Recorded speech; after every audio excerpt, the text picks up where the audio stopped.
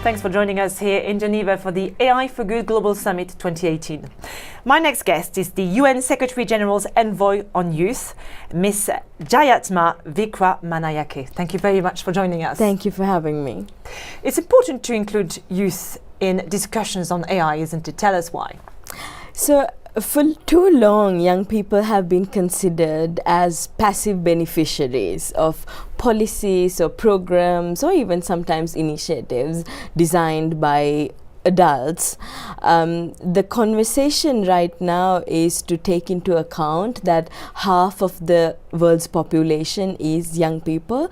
If we consider everyone living on this planet Earth under the age of 30, then that comprises half of the world's population. So if discussions are being carried out and if decisions are being made about our common future, then as equal partners we should be able to have a voice in making those decisions. So young people all over the world are demanding for their voices to be heard, not just in discussions on AI and frontier technologies, but if you see from sustainable development to climate change to reforming our political institutions, young people are demanding for a greater voice and a seat at the table.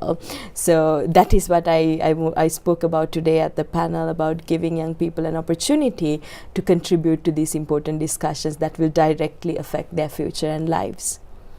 So the panel where you were present this morning discussed the use of AI in various aspects like education, for instance, youth obviously, but also inclusion and female inclusion in particular. Can you share some insights with us? Definitely. So the theme of the panel that I spoke at was AI for education and youth. I wanted to bring in a perspective, of course, by being a young woman myself and growing up in a patriarchal society. I come from Sri Lanka, a country in South Asia that is very patriarchal by our societal and cultural nature. In many parts of the world, mostly in Africa and Asia, young women do not even have access to go to school or to the basic digital literacy. I shared some statistics by UNICEF which said that in the case of Ghana, out of all young people who use internet cafes, only 6.6% is young women. So there are very big inequalities when it comes to the grassroots level, in the villages, in the communities, of the way that young women are given opportunities to learn and exercise their right to access this information and technologies. So that was one of the key elements that our discussion focused on. That is, how do we use AI as a tool to reduce these existing inequalities so that we can empower more young women and girls via STEM education or via breaking these social and cultural barriers to have direct access to technologies that will shape their futures.